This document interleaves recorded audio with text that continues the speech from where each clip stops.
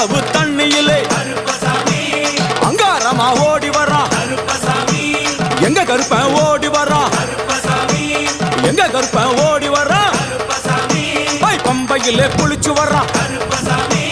பாங்காக வரான் ஐயா வரான் இந்த வரான் பெரியான வட்டம் வரான் சிறியான வட்டம் வரான் கரிமலை ஏறி வரான் பகவதிய வணங்கி வரான் கரியெல்லாம் தோடு வரான் எல வந்தவளம் கடந்து வரான் சாமி முக்குழிய தாண்டி வரான் அழுதாமேடு உச்சி வரான் சாமி அழுதையிலே குளிச்சு வரான் ஆளை கட்டி தொட்டு வரான் சாமி பூங்காவனம் புகுந்து வரான் எருமேலி வரான் ஐயா அவர் சாமி கூட வரான்